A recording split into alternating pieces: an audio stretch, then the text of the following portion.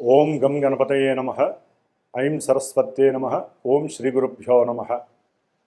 ఓం శరదిందు సమాకారే పరబ్రహ్మస్వరూపిణే వాసరాపీఠనిలయే సరస్వతీ నమోస్తుతే.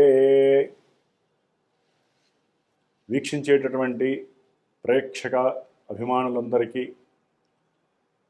నూతన సంవత్సరం 2026వ సంవత్సరం జనవరి 1 నుంచి కూడా డిసెంబర్ 31వ తేదీ వరకు ఈ సంవత్సర కాలం అంతా కూడా మనకి అంతరిక్షంలో ఉన్నటువంటి గ్రహాల యొక్క సంచారాన్ని గనక మనం గమనించినట్లయితే ముఖ్యంగా వీటిల్లో ఔటర్ ప్లానెట్స్ అయినటువంటి 4 గ్రహాలు, వాటిల్లో గురుడు, శని, రాహువు, కేతువు. అంటే లెక్క ప్రకారము ఉగాది పర్యంతము, అంటే పరాభవనామ సంవత్సరం ఉగాది సంవత్సరం రోజున చెప్పేటటువంటి సంవత్సర పంచాంగం వేరు. దాంట్లో వర్షలగ్న కుండలి, అలాగే మనకి జగర్లగ్న కుండలి అని దాని ప్రకారము ముఖ్యంగా గ్రహాలకి పట్టేటటువంటి ఆధిపత్యం పోర్ట్ఫోలియోస్ అని ఉంటాయన్నమాట. ఆ పోర్ట్ఫోలియోస్ని బట్టి ఏ గ్రహము ఏ రాజుగాను లేకపోతే సైన్యాధికారిగా, ఆ విధంగా మేఘాలు ఎప్పుడు వర్షిస్తే ఎంతవరకు పర్వతాల్లో పడతాయి, ఇవన్నీ కూడా ప్రపంచం మీద, రాజుల మీద ఏ విధంగా ఉంటుంది అనేటటువంటి విషయాలన్నీ కూడా మనకి 2026వ సంవత్సరము పరాభవనామ సంవత్సరము మార్చిలో, ఏప్రిల్లో వచ్చేటటువంటి నూతన సంవత్సర పంచాంగ విశేషాలు వేరుంటాయి. ఇప్పుడు ఆంగ్ల సంవత్సరం అంటే ప్రపంచం మొత్తం కూడా మరి న్యూమరికల్ సిస్టమ్ మీద మనం ఆపరేట్ చేసే ఫోన్లు కావచ్చు, కంప్యూటరింగ్ సిస్టమ్ కావచ్చు, లేకపోతే మనం నిత్యము తెల్లారి చూసేటటువంటి గడియారాలు కావచ్చు, మనం పెట్టే సంతకాలు కావచ్చు, ప్రతిదీ కూడా న్యూమరికల్గా సంఖ్యని ఆధారపెట్టి ఉంటాయి. కాబట్టి ఆ సంఖ్యాశాస్త్ర ప్రకారం చూసినట్లయితే కనుక అట్లాగే మనకి చాంద్రమానము, సౌరమానము అని ఉంటాయి. దాంట్లో ముఖ్యంగా సౌరమాన రీత్యా ఈ యొక్క డేట్స్ని ఎక్కువగా మనం ప్రిపేర్ చేసుకుంటూ ఉంటాము. ఎందుకంటే సూర్యుడు కరెక్ట్గా 1 డిగ్రీ ప్రతిరోజు కూడా ఆయన సంచరిస్తూ ఉంటాడు. కాబట్టి అంటే ఒక్కొక్క రాశిలో 30 రోజులు కూడా 1 డిగ్రీ ప్రమాణంతో ఆయన మారుతూ ఉంటాడు. కాబట్టి మనకి 1/1/2026వ సంవత్సరము మొత్తం మీద కూడా 3 సంఖ్య ఆపరేట్ అవుతుంది. కాబట్టి 3 సంఖ్యకి అధిపతి గురుడు.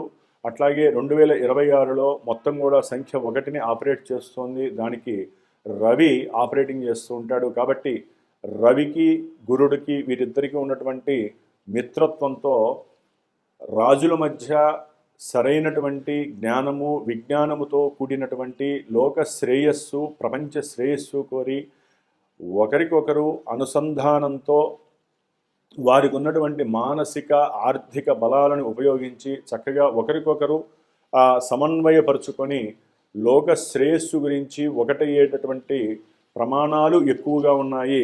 అట్లాగే లోక అభీష్టము, లోక శ్రేయస్సుని ఆలోచించుకొని, ఉద్దేశించుకొని ప్రతి దేశము ఓకే యుద్ధాలు వస్తాయి అంటే గ్రహాలను బట్టి యుద్ధాలు జరుగుతాయి, ఎన్నో ప్రమాదాలు వస్తాయి, మృత్యుఘంటికలు, ఎన్నో రకాలైనటువంటి సమస్యలు వచ్చే అవకాశాలు ఉన్నాయి, అగ్నిపర్వతాలు పేరుతాయి. అట్లాగే మనకు ఉన్నటువంటి మంచు కొండల్లో ఉన్నటువంటి లావా బయటకు వచ్చే పరిస్థితి ఉంది. మంచు కొండలు కరిగిపోయి ఎన్నో ఉప్పెనులు వచ్చే ప్రమాదాలు ఉన్నాయి.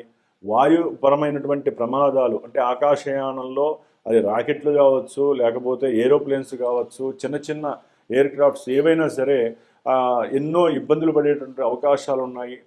అట్లాగే ముఖ్యంగా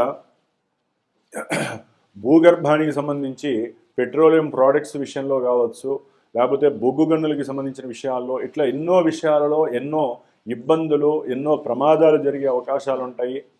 ఇవి ప్రపంచానికి సంబంధించినవి. అయితే మనకి ముఖ్యంగా 12 రాశులు, ముఖ్యంగా మేషాది 12 రాశులు ఉన్నాయి మనకి. ఆ రాశుల వారికి ఈ యొక్క 2026వ సంవత్సరంలో గ్రహస్థితి ముఖ్యంగా రాహువు, శని, కేతువు, అట్లాగే గురుడు వీరున్నటువంటి స్థానాలు. ఎందుకంటే వీళ్ళు మారుతూ ఉంటారు. గురుడు దాదాపుగా మార్చి 17, 20 తారీఖుల్లో వక్రం ఆపేసేసి రుజుమార్గంలో ప్రయాణం చేస్తూ ఉంటారు. ఆయన దాదాపుగా జూన్ వరకు కూడా ఆయన ప్రయాణం చేస్తూ జూన్న ఫస్ట్ వారంలో ఆయన కర్కాటక రాశి ఉచ్చస్థితికి వస్తారు. ఆగస్టులో మళ్ళీ నక్షత్రం అంటే పుష్యమి నక్షత్రంలోకి మారుతారు. అట్లాగే చివరిలో మళ్ళీ నవంబర్ డిసెంబర్లో ఆయన ఆశ్లేష నక్షత్రంలోకి మారుతారు. ఇట్లా నక్షత్రం మారినప్పుడల్లా కొంతమంది రాశుల వారికి ప్రభావాలు మారుతూ ఉంటాయి. గురుడు ఉచ్ఛలో ఉన్నప్పటికీ కూడా ఆ నక్షత్రానుసారం ప్రభావాలు మారుతూ ఉంటాయి. అట్లాగే శని కూడా దాదాపుగా ఈ జనవరి 20వ తేదీ నుంచి సొంత నక్షత్రంలో గడువు పెడుతున్నారు.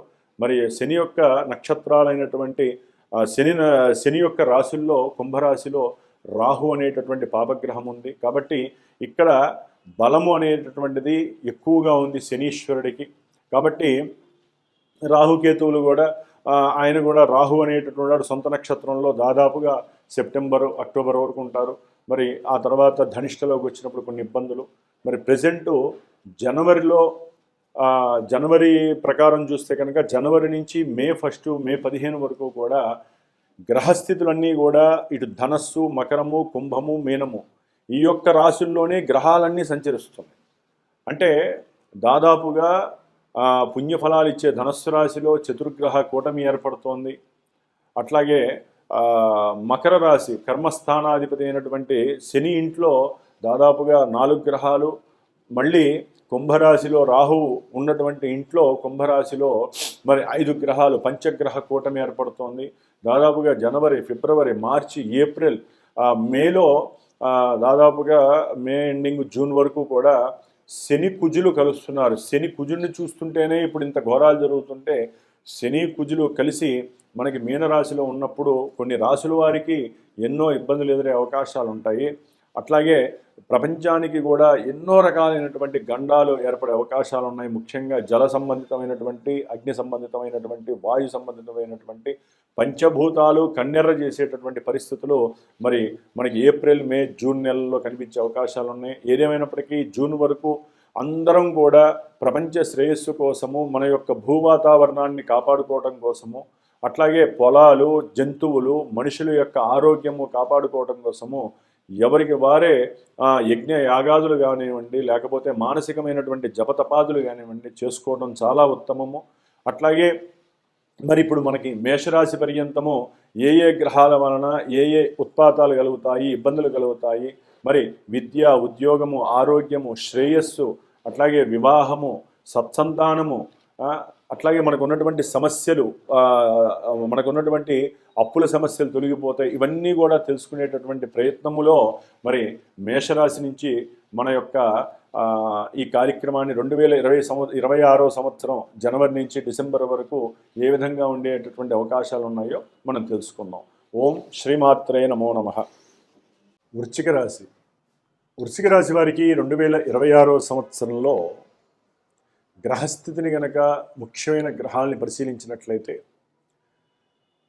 గురుగ్రహము అష్టమ రాశిలో జూన్ 1 వారం వరకు మిథున రాశిలో ఉండటము, ఆయన ఈ వృశ్చిక రాశి వారికి చక్కగా కుటుంబ పోషణ, కుటుంబంలో గౌరవము, అట్లాగే సంతాన విద్య, వాక్ యోగాలని, కుటుంబంలో మంచి సఖ్యతని, దైవారాధన యందు, దైవ ప్రార్థనలు, పూజలు, పురస్కారాల యందు, అట్లాగే మన యొక్క జాతి, మతము, కులము వీటి యందు మంచి ఆసక్తి, నమ్మకము ఉండేటటువంటి రాశి ఈ యొక్క ధనస్సు రాశి. మరి దీనికి అధిపతియే, కుటుంబ స్థానాధిపతియే, ధనాన్ని ఆర్జించేటటువంటి పరిస్థితి, బ్యాంకింగ్ రంగాలకి సంబంధించి, ఫైనాన్స్ సంబంధించినటువంటి విషయాలు, సంతానానికి, వివాహానికి సంబంధించి గురుడు చాలా చాలా అనుకూలమైనటువంటి, ముఖ్యంగా ఇది పంచమ స్థానాధిపతి కూడా అయ్యాడు. షేర్స్, సెన్సెక్స్, లేకపోతే స్పెక్యులేషన్స్, పంద్యాలు ఏదైనా సరే, లేకపోతే ఉన్నతమైనటువంటి విద్యల కోసము విదేశాలకు వెళ్ళటము, ఉద్యోగరీత్యా విదేశాలకు వెళ్ళటం, పిల్లల గురించి, కుటుంబం గురించి, పోషణార్థమై విదేశాలకు వెళ్ళినటువంటి వాళ్ళు, వీళ్ళందరికీ సంబంధించినటువంటి ఆ గురుగ్రహము అష్టమ స్థానంలో జూన్ వరకు ఉండటము అంత మంచిది కాదు. వృశ్చిక రాశి వారికి ఆకస్మికంగా మీరు చేసే ప్రయత్నాలలో ఎన్నో లోపాలు, కుటుంబంలో కొంత ఎడబాట్లు, కుటుంబంలో మీకంటూ కొంత పరాభవము, అవమానాలు జరగటం జూన్ వరకు, సంతానం కూడా మిమ్మల్ని ద్వేషించే స్థాయికి వెళ్ళటము, సంతానపరమైనటువంటి విద్యా ప్రమాణాలు తగ్గటము, దాని ద్వారా మీరు మానసికంగా కుచించుకోపోవటము, ఇంత సంపాదించిన సొమ్ము దేనికి ఖర్చు పెట్టాలి, ఎందుకు ఖర్చు పెట్టాలనే ఆలోచన కలగటము, తినే తిండి కూడా అరక్క బాధపడటము, ఎవరితో మాట్లాడినా కూడా మీరు మంచిగా మాట్లాడినా అవతల వాళ్ళు మీకు నెగిటివ్గా సమాధానం చెప్పటము, దాంతో మీకు కోపము పెరగటము, ఇవన్నీ కూడా గురుగ్రహము మిమ్మల్ని నెగిటివ్గా, పాజిటివ్గా ఉండేటటువంటి గురువు మీకు నెగిటివ్గా ఉన్నాడు. కాబట్టి కంపల్సరీ గురుగ్రహానికి సంబంధించిన జపం ఎట్టి పరిస్థితుల్లో జూన్ లోపల చేయాలి. లేదు గురుగ్రహానికి సంబంధించిన దక్షిణామూర్తి ఆరాధన చేసుకోండి. మరి ప్రేమస్థానమైనటువంటి అట్లాగే స్పెక్యులేషన్ స్థానమైనటువంటి 5వ స్థానంలో అంటే ఏ వాంఛ తీరాలన్నా, మనం ఏకాగ్రతగా ఒక పూజ చేయాలన్నా, మోక్ష సాధన చేయాలన్నా, కొంతమంది పెద్దవాళ్ళు ఉంటారు, వాళ్ళు హ్యాపీగా ఉండాలన్నా, చివరికి వాళ్ళు ధ్యానం చేసుకోవాలన్నా కూడా సంతానపరమైనటువంటి ఏదో కోల్పోయిన వాళ్ళలాగా పూర్వంలో జరిగినవన్నీ విషయాలన్నీ గుర్తుపెట్టుకోవటము, బంధువులతో జరిగిన గొడవలు, బంధువులు మోసం చేసినటువంటి ధనపరమైనటువంటి విషయాలు, అట్లాగే పిల్లల యొక్క చదువు విషయంలో వీళ్ళు ఏదో పొరపాటు చేసినట్టుగా, వీళ్ళని ఇంత చదువు చదివించాం అనవసరంగా, మనకి మనశ్శాంతి లేకుండా అయిపోయిందని ఎంతోమంది వృశ్చిక రాశి వాళ్ళు ఇట్లా బాధపడే వాళ్ళు చాలామంది ఉన్నారు. ముఖ్యంగా భార్యతో కాస్త ప్రేమగా మాట్లాడదామంటే ఆ సౌఖ్యము కూడా లేనటువంటి పరిస్థితి, ఇరువురిలో ఎవరికో కలిగి ఏదో రకమైన సమస్య. అట్లాగే ఉద్యోగంలో లాభం వస్తుంది అనుకుంటే ఉన్న ఉద్యోగం పోయినటువంటి పరిస్థితి, చెస్టేసి కూర్చున్నాడు 5వ స్థానంలో శని భగవానుడు. కంఫర్ట్ లేక ఉద్యోగాలు వదులుకున్న వాళ్ళు చాలామంది ఉంటారండి వృశ్చిక రాశి వాళ్ళు. ఈ దాదాపుగా మే వరకు, ఏప్రిల్ వరకు కూడా అదే పరిస్థితి. తర్వాత కొంత ఏదో గృహ విషయార్థమై కొన్ని అనుకూలమైనటువంటి పరిస్థితులు, బ్యాంకింగ్ వాళ్ళు పిలిచల్లా మీకు అప్పిచ్చేటటువంటి పరిస్థితి వస్తుంది. ఎందుకంటే జూన్ తర్వాత గురువు మరి చాలా చాలా అఖండంగా యోగిస్తున్నాడు వృశ్చిక రాశి వారికి. గృహయోగం ఉంటుంది, ధనయోగం ఉంటుంది, సంతాన యోగము, ప్రేమించుకున్న వాళ్ళకి ప్రేమ సఫలీకృతమైనటువంటి యోగము, ద్వితీయ సంతానం కలగటము, ఉన్నతమైనటువంటి విద్యలకి సరైనటువంటి బాట ప్రయాణం, అట్లాగే ప్రమాణాలు గుర్తించటం, మీకంటూ ఒక నూతన ఆవిష్కరణల వైపు మానసికంగా మీరు ఆలోచనలు అవతల వాళ్ళకి షేర్ చేయటము, లేకపోతే వాటిని ఇంటర్నేషనల్గా తీసుకువెళ్ళేటటువంటి ప్రయత్నాలు చేయటము, మీ ఆలోచన జీబీ ఒక స్టేజ్లో ఉంటుంది వృశ్చిక రాశి వాళ్ళకి జూన్ తర్వాత. అయితే ధనపరంగా కొన్ని సంతానం మీద పెట్టినటువంటి, అంటే వాళ్ళు విదేశాలకు వెళ్ళి చదువుకుంటామని చెప్పి ఎవరో అయిన వాళ్ళు చెప్పారని చెప్పి మీరు సంతానాన్ని పెట్టుంటారు కదా, వాళ్ళు కొన్ని అమ్ముకునే పరిస్థితులు, స్థలాలు, భూములు, చివరికి వాళ్ళకు ఉన్నటువంటి జంతువులు అంటే గోవులు కావచ్చు, బర్రెలు కావచ్చు, అమ్ముకునే పరిస్థితులు కూడా ఉంటాయి ఈ యొక్క వృశ్చిక రాశి వారికి. ధనపరంగా కొన్ని ఫ్రాడ్లు జరిగే అవకాశం, మీరు పంద్యాల్లో పెట్టారో, షేర్స్లో పెట్టారో, క్లోజే. జూన్ తర్వాత ఏదన్నా ఉంటే కొంచెం ప్రయత్నం చేయండి అంతే. అది కూడా జన్మజాతకాన్ని పర్యవేక్షించుకొని జాతకంలో దానికి సంబంధించిన లింక్స్ బాగుంటేనే చేయాలండి ఏదైనా. ఓటునే 10 రూపాయలు మనం టికెట్ కొన్నాము, లేకపోతే పందెంలో పెట్టాము, మనకి 10 ఓట్లు వస్తాయి అనుకుంటే అది అసాధ్యము. జాతకంలో ఉంటే ఏదైనా కలగచ్చు ఆకస్మికంగా, అలాంటి ఆలోచనలు వస్తాయి రేపు ఏప్రిల్ తర్వాత. అట్లాగే 10వ స్థానంలో ఉన్నటువంటి కేతువు ఉద్యోగంలో చాలా అలజడులు కలుగు చేస్తారు. గవర్నమెంటరీ వ్యవస్థల నుంచి మీకు చాలా అన్కంఫర్ట్నెస్లు వస్తాయి. సంతానము కూడా, అంటే కొంతమంది సంతానము కలుగుతుంది అనుకుంటే అది సంతాన విరోధం కావచ్చు, విచ్ఛిన్నం కలగచ్చు, లేదా సంతానం నష్టం కలగచ్చు, సంతానపరమైనటువంటి ఎన్నో సమస్యలు మీకు ఎదురవచ్చు కేతువు వలన. ఉద్యోగంలో మార్పులు చేర్పులు, భార్యాభర్తల మధ్య అనుసంధానం లేకపోవచ్చు. మిగతా గ్రహాలు, ఈ 4 గ్రహాలు ఎట్లా ఉంటే మిగతా గ్రహాలు మారుతూనే ఉంటాయి ఈ సంవత్సరంలో. అవి మారినప్పుడల్లా ఎన్నో ఫ్లక్చువేషన్స్ వస్తాయి. ఆరోగ్య విషయం, ధన విషయం, కుటుంబంలో అవతల ప్రపంచంలో ఉన్నటువంటి వాళ్ళు, అవతల వాళ్ళు మనతో ఎలా మాట్లాడాలి, మనం ఎలా మాట్లాడాలి, ఇవన్నీ ఒక ఎత్తు అయితే జన్మజాతకం ఒక ఎత్తు. జన్మజాతకంలో ఉన్నది మాత్రమే మనం స్వీకరించి జరగాలి. ఒకవేళ జన్మజాతకం లేనటువంటి వాళ్ళు వారి యొక్క మనసులో ఈవెంట్ ఏదైనా అనుకుంటే ప్రశ్నాశాస్త్రం, అంటే సపోజ్ మాలాంటి గురువులకి మీరు ఫోన్ చేసినప్పుడు మేము ఆ సమయంలో ఉన్నటువంటి గ్రహస్థితిని బట్టి చెప్పే అవకాశాలు ఉంటాయి. కాబట్టి అలాంటివి మీరు జాతకంలో ఎన్నో రకాలైనటువంటి పరిహారాలు, ప్రత్యామ్నాయాలు ఉంటాయి. మనస్ఫూర్తిగా నమ్మి జ్యోతిష్యాన్ని నమ్మాలి. ఒకవేళ మీకు ఏదైనా దోషం ఉంటే కనుక పరిహారాలు ఆచరించాలి. ఇది శాస్త్రం చెప్తోంది. కాబట్టి అది మీరు చేస్తారా, మాలాంటి గురువుల చేత చేయిస్తారా అనేది మీ యొక్క అనుకూలత పైన ఆధారపడి ఉంటుంది. కాబట్టి వృశ్చిక రాశి వాళ్ళు తప్పకుండా గణపతి ఆరాధన చేయడం ద్వారా వృత్తి లభిస్తుంది, ఉద్యోగం లభిస్తుంది, వ్యాపారంలో లాభాలు వస్తాయి, వ్యాపారంలో నష్టాలు తొలగిపోతాయి, ప్రేమ వివాహాలకి అనుకూలత కలుగుతుంది. శని యొక్క ఇబ్బందుల వలన హనుమంతుల వారికి తమలపాకులతో ఆరాధించండి. చతుర్థంలో రాహువు కొంచెం విద్యార్థులకి స్ట్రెస్ పెట్టే అవకాశం ఉంది. కాబట్టి తండ్రి యొక్క ఆరోగ్యపరంగా కూడా కొన్ని జాగ్రత్తగా ఉండే రోజులు వస్తున్నాయి. కాబట్టి ఈ మే వరకు కూడా గ్రహాల యొక్క స్థితిగతుల వలన మీరు మాట్లాడిన మాటలన్నీ కొన్ని ఇబ్బందులు ఉంటాయి. చదువుకునే విద్యార్థులకు ఇబ్బందులు, వాహన ప్రమాదాలు, అట్లాగే గృహం కొందాం అనుకుంటే ఉన్న స్థలాలు అమ్మటం, గృహాలు అమ్మటం, అసలు అర్థం కాని పరిస్థితి ఏర్పడటం. రాహుతో కొన్ని గ్రహాలు కలుస్తున్నాయి, పంచగ్రహ కూటమి, ఈ గ్రహాల కూటమి వలన ఎన్నో ఫ్లక్చుయేషన్స్ జరుగుతాయి. కాబట్టి ఇవన్నీ జాగ్రత్తగా చూసుకుంటూ ముందుకు వెళ్ళండి.